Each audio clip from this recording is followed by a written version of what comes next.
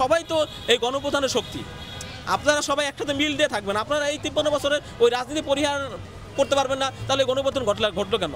আমাদের মিটফোর্ডের ঘটনাটা হলো আমাদের যে ভাগাভাগি বা কারাকারির যে রাজনীতি, আমাদের ওই রাজনীতি আসলে মিটফোর্ডের ঘটনার জন্য আমি প্রাথমিক যে তথ্যগুলো পাইছি ওইটাই, যে ভাগ বাটোয়ারার রাজনীতির জন্যই আসলে শিকার হয়েছে।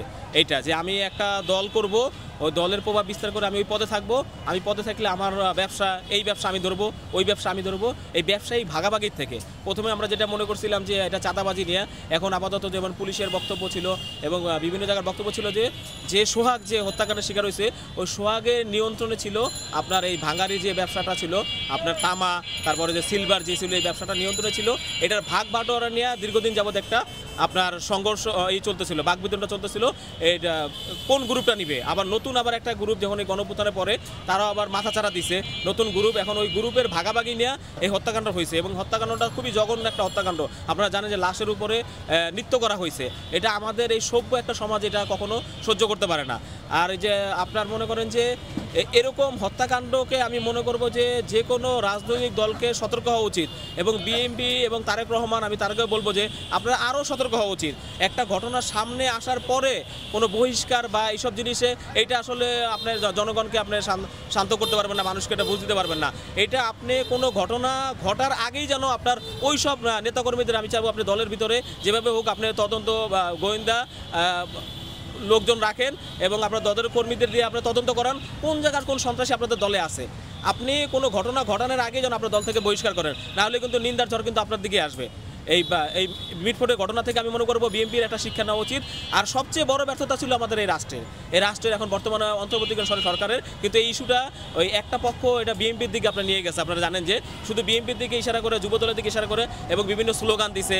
ওই যে আপনি জানেন যে ওই যে টিনের চালে কাউয়া, তারেক কনি, যে কোনো বিশ্রী ভাষায়, এবং একটা দলকেই আক্রমণ করছে, যে আপনার বিএনপিকে আক্রমণ করছে। পরবর্তীতে জানলাম যে যাকে হত্যা করা হয়েছে সেই সোহাগও বিএনপির লোকই, এবং যারা হত্যা করছে তারাও বিএনপির লোক, আবার বাইরেরও কয়েকজন লোক ছিল, যেটা আমি তারেক রহমানের বক্তব্য শুনলাম আর পুলিশের বক্তব্যগুলোতে আমরা যতটুকু জানতে পারছি। কিন্তু আমি মনে করি যে এইটার ভিতরে সরকারের সবচেয়ে বড় ব্যর্থতা আছে। এখানে আমাদের স্বরাষ্ট্র উপদেষ্টার একটা দায় এড়াইতে পারবে না, কারণ এখানে এতক্ষণ যাবত ওই জায়গাটার ভিতরে এই হত্যাকাণ্ডটা চললো, এই লাশের উপরে নৃত্য চললো, কিন্তু তারা কি করছে? আমার পুলিশ প্রশাসন কি করছে? আমার আনসার বাহিনী কি করছে? এবং ওই জায়গার সাধারণ মানুষও দায় এড়াইতে পারে না। ওই জায়গায় তারাও বাধা দিল না কোনো, তারাও এই এরকম একটা হত্যাকাণ্ড মানে অন্ততপক্ষে হত্যা করার সময় বাধা দেয় না, ওই লাশটা নিয়ে যা করছে ওই সময় তো বাধা দিতে পারতো। যদিও তাদের এত মানে ছিল, তা মানুষ যদি এতটা যদি ভীত অবস্থা থাকে, তাহলে কিসের স্বাধীন হলো আমাদের দেশ? আমাদের দেশটা কিসের স্বাধীন হলো? আমরা যে এই গণঅভ্যুত্থান ঘটাইলাম কিসের জন্য? এই জন্য ঘটাইছি এইসব হত্যা দেখার। এবং ওই সময় আপনারা জানেন যে একটা মসজিদের ইমামকে কোপানো হয়েছে একটা ওই বিষয়ে দেওয়া। তারপরে আপনারা জানেন যে যুব দলের একজনের রক কাটা হয়েছে, পায়ের হত্যা করা হয়েছে। আবার কি করলাম? একটা হত্যাকাণ্ডের ঘটনা করছে, আমরা হত্যার বিচার যাবো, নিন্দা করবো, আমরা কিন্তু রাজনীতি খেলা শুরু করে দিলাম। রাস্তায় ক্যাম্পাসে আমরা মিছিল মিটিং মারাই দিলাম একটা দলকে টার্গেট করে। একটা দলকে টার্গেট করে আমরা রাস্তায় মিটিং সব শুরু করে দিলাম ওই দলের। এখন লাস্টে একদিনও পার হলো না। আপনারা জানেন যে জুলকারনাইন সায়ের যে পোস্টটা করছে, পোস্টে দেখা গেল যে সেও যুব দলের লোক, যাকে হত্যা করা হয়েছে সোহাগ। তাহলে আপনাদের রাজনীতিটা কোথায় গেল? এই রাজনীতির জন্য, এই 53 বছরের রাজনীতিটা পরিহার করার জন্য তো আমরা এই গণঅভ্যুত্থান করছি। আপনারা এখন এই কাদা ছোড়াছুড়ি আরম্ভ করে দিচ্ছেন। 3-4 জন দল আরেক দলের পিছনে রাইগে রয়েছেন, আর আরেক দলের নেতার পিছনে রাইগে রয়েছেন। আমরা অনেক জায়গায় দেখতেছি জিয়া রহমানের ছবির উপরে করতেছে। তারপর আমরা দেখতেছি অনেক জায়গায় বিভিন্ন ন্যারেটিভ কি আগের বিএনপির কার্যালয় ভাঙচুর, ওই ছবিগুলো আপলোড করে একটা আপনার গুজব ছড়ানোর চেষ্টা করতেছে। আমরা কি এই জন্যই করছি? আরেকজনে দেখলাম এনসিপির নেতাদের দেখতেছি এদিকে কাদা ছুটতেছে ওই নেতাদের জন্য, আবার দেখছি জামাতের নেতার এদিকে কাদা ছুটতেছে। আরে ভাই, আপনারা সবাই তো এই গণপ্রধানের শক্তি, আপনারা সবাই একসাথে মিল দিয়ে থাকবেন। আপনারা এই 53 বছরের ওই রাজনীতি পরিহার করতে পারবেন না, তাহলে গণপ্রধান ঘটলো কেন? আমরা কি আবার আরেকটা গণপ্রধান ঘটাবো আপনাদের বিরুদ্ধে, এই যে আপনাদের কাদা ছোড়াছুরির বিরুদ্ধে? যে কোনো একটা ন্যারেটিভকে আপনারা মানে একটা ঘটনা ঘটলে সেটাকে কীভাবে রাজনৈতিক একটা রূপ দেওয়া যায় এটা নিয়ে আপনি ব্যস্ত করেন, কিন্তু ওটার বিচার নিয়ে কোনো ব্যস্ততা নাই। ওই ঘটনা আর যেন না ঘটে ওটা নিয়ে কোনো ব্যস্ততা নাই। আপনারা চানই যেন এরকম ঘটনাগুলো ঘটে।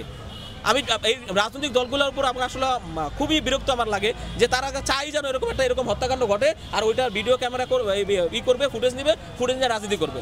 এই জিনিসটা আমরা এই সোহাগ হত্যাকাণ্ডের পরে বললাম, এত একটা নৃশংস ঘটনা, এটা নিয়ে রাজনীতি কীভাবে হয় ভাই? এত নৃশংস ঘটনা যেটা সারা মানুষের বিবেককে প্রতিটা মানুষের বিবেককে নাড়া দিছে, যেই ঘটনাটা এই লাশের উপরে নৃত্য করছে, পাথর দিয়ে মারছে, এটা মানে আইমে জাহিলিয়াতের যুগের অবস্থা যেটা। তা আমার এই ঘটনাটা নিয়ে আমি রাজনীতি করবো কেন ভাই? আমরা ওই ঘটনার বিচার চাবো, ওই জায়গার প্রশাসন কে ছিল তাদের বিচার চাবো, সবাইকে বিচারের মুখোমুখি করতে হবে। কেন এরকম ঘটনা ঘটার পরেও এতক্ষণ যাবত ঘটনা ঘটছে, আবার 48 ঘন্টা পরে কেন এই ঘটনা প্রকাশ পেল? এর আগে কি হয়েছিল? গণমাধ্যমগুলো কি করছে? এটাও বিশাল একটা প্রশ্ন। আমি তারপরও চাই আমি বলতেছি, এটা আমরা কখনোই আশা করি না এরকম একটা সভ্য রাষ্ট্রে এটা হবে। আসলে এরা দেখতে চেহারাটা, যারা ঘটনাটা ঘটাইছে তাদের চেহারাটা দেখতে মানুষের মতো, আসলে তাদের অন্তরটা হইলে পশুর থেকে জঘন্য। আর এটা পশু আপনারা মনে করেন যে একটু দয়া মায়া করে অনেক সময়, আপনি জানেন, কিন্তু ওদের ভিতরে ওই দয়া মায়াটা ছিল না, যে কারণে লাশের উপরে নৃত্য করা হয়েছে, আপনি জানেন। আর ওদের আমি সর্বোচ্চ শাস্তিটা চাই। আর যদি সরকার সম্ভব হয় এদের যেন শাহবাগ মোড় বা গণসম্মুখে যেন ওদের শাস্তিটা দেয়, আর ওদের শাস্তি যেন ফাঁসিতে না, এরকম পাথর মেরে যেন ওদের শাস্তি হয়। অন্তত পক্ষে যেন জাতি যেন একটা শিক্ষা দেয়, এবং অন্যান্য যারা সন্ত্রাসী কর্মকাণ্ড করবে এরকম অন্যায় এরকমভাবে নৃশংস হত্যাকাণ্ড করার আগে যেন 10 বার চিন্তা করে। এবং তাদের এই যেই 7 জন আজকে পর্যন্ত আমরা জানি যে 7 জন গ্রেপ্তার হয়েছে, এই 7 জনের যেন বিচার যেন এরকম রাস্তায় পাথর মেরে হয়। আমি চাই